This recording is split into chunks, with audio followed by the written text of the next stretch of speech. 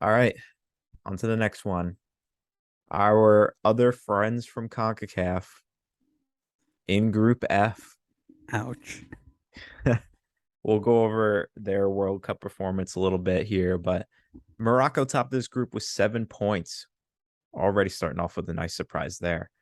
Croatia in second with 5, Belgium in third with 4, and Canada in fourth, unfortunately and unluckily, with 0 points. Before jumping into Canada, I do want to talk about Belgium. There was a lot going on with Belgium off the field. That there were. Do you think that was the main reason that they did not qualify out of this group? The off the field distractions. Is it a main reason? No. Is it a big reason? Yes. You when you play in a game like this, when you play in a team sport like this, your biggest quality is your ability to block out everything else around. When you start letting the social media and the reporters and all that stuff come in, you stop focusing on the points of your game that you need to fix or you need to keep super clean. Um, from that whole debacle that you just mentioned, and I'll let you go into the details of it, right? As soon as that happens, the Moroccan side, was it before or after the Morocco game? I thought it was before, but it might be after. Might have been after. Anyways, I'm not sure. It might have been a little bit of both, I think. sure, sure. Either way, right? You watch the Lukaku performance, and I've actually yet to watch these highlights. I was in class for this one too. Um, Yet to watch these highlights, but shocking, shocking from what I'm hearing about how he missed some wide open sitters that should have put them through. That should have put them in over Croatia. And again, I don't. Do I think the off-field issues are the reason that he missed all those chances? No. The fact that he hasn't been fit in however long it's been, and he came off the bench to give his best effort, which he did. Um, but he's not match sharp. He's not match fit. Right. That stuff happens. Um, that is the reason that he missed those chances. It wasn't a big part of the off the field issues. The off the field issues led to what happened after the coach immediately resigning as soon as they missed out. I can guarantee you at least half of the squad does not come back and play. They hate each other. That's the type of stuff that ruins you long term. Is it the reason these guys lost the game or didn't qualify? No. Is it the reason that these guys might not be very good for the next 20 years? Maybe. Yeah, I think you're pretty spot on with that. This is a team that, while that wasn't, I would say, the main factor, it was definitely a factor, I would say, in them not performing well. But I think I would actually say the main factor, and I think you touched upon it as well, was just the fact that they're coming in really bad form. Like they're star guys. Courtois this season for Madrid has not been at the same level that he was last season. Lukaku has basically like completely lost form ever since going to Chelsea. And then Hazard is not nearly the same player that he was when he was at Chelsea. And this team is aging big time. I know that that was part of the off the field drama, was the fact that Kev De Bruyne said that they were too old to win a World Cup. Maybe he's got a point. I don't know. I mean, they've got a 33-year-old Alderweireld, 35-year-old Vertonghen, 33-year-old Witzel, 31-year-old Kev De Bruyne, 30-year-old Courtois, 31-year-old Thomas Meunier, Hazard's 31, Mertens is 35. This team is aging. Like I it's not going to be surprising to see majority of these guys gone by the next World Cup. Now the question beckons, what's the next generation going to look like? It doesn't seem like it's going to be at the same level. This was 100% their golden generation. This group should have been so much better than they have been. The fact I don't think they've won anything as a group, unless I'm incorrect. the fact that that is the case is insane because this team is so talented on paper. But I They've think got the 1920 Olympics. Does that count? did any of these guys even play? In 1920, I don't think so. Probably not. Then I'm not I would, counting it. I Mickey would hope not. Mickey Mouse Trophy. I think there are a So lot of issues with this team going forward. yes, so to speak on the idea of the next generation, right? Um, Courtois is still going to be around. Castiles is still going to be around. What level they're playing at in 4 years, who knows?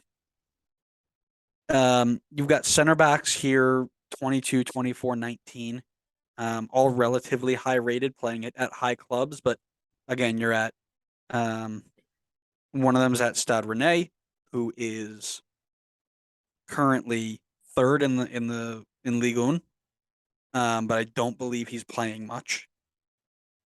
You've got one who's getting good minutes at Leicester, who's about to get relegated, and one who's at Anderlecht, who is doing well there. You've got Andre Onana, who switched over this year from Everton, who has a bright future. You Um, need Amadou Onana. Andre yeah, Onana you're plays for right. Cameroon. I know. I saw a Onana. I do this all the time. It's all right. It's all right. Yuri Tielemans is still in a good bit of prime. Mm-hmm. De Ketelaere is only 21 and forming um, a bit of a career for himself. But at the end of the day, you're looking at not a ton of as you mentioned, the idea of the golden generation is quickly fading. Um,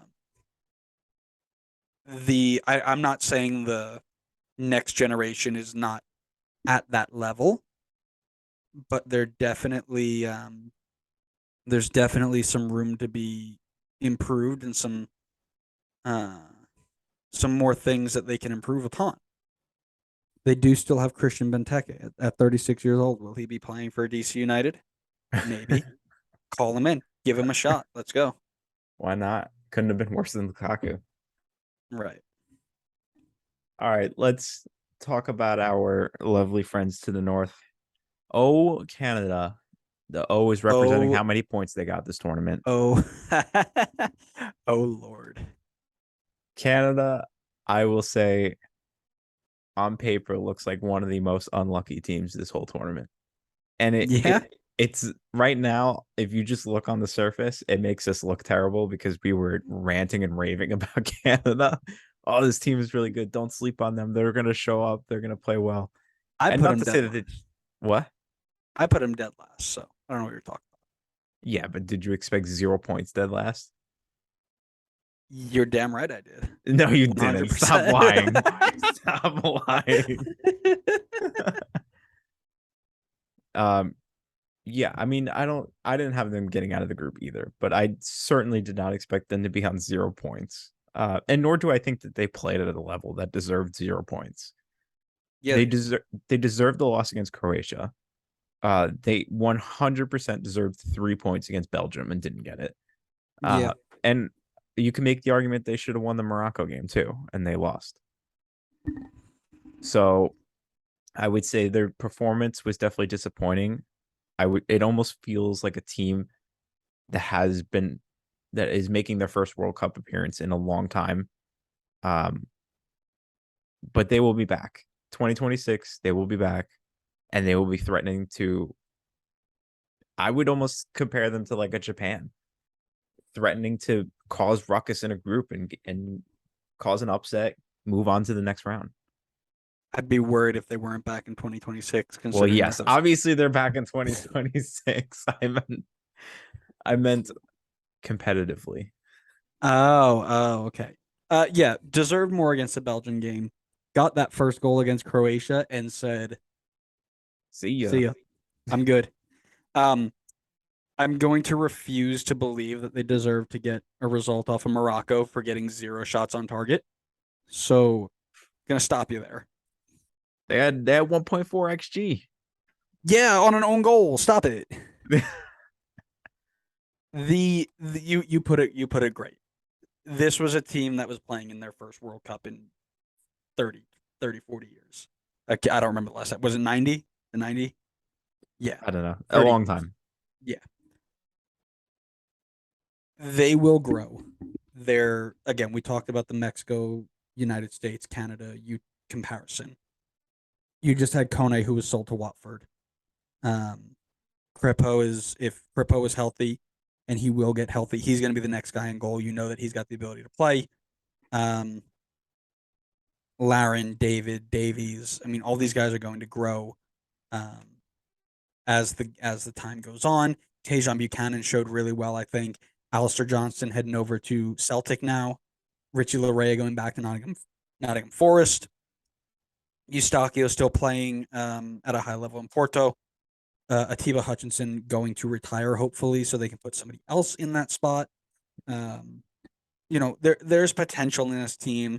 They're young or young-ish, and they are growing in their game. They're growing in their ability, and they've got players in the pipeline that are going to come through and be more successful. Hey, calm down. Stop throwing things. We're just Sorry trying to have a about conversation. that. Okay. Got a little too excited. Listen. So the future is bright for this group. It was a disappointing showing, but a promising. I'm trying to think how to phrase this properly. It was It was disappointing. The disappointing results were showing, but a promising performance.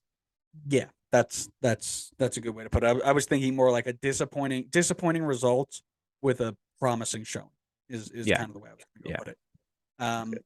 Again, it'll be interesting to see what the next generation looks like, because you kind of have a good feel for who's in this squad and where they're going to go, but you know that there are 5 or 6 kids, 17 years old right now, who are going to be in a really good position in 4 years to see what happens.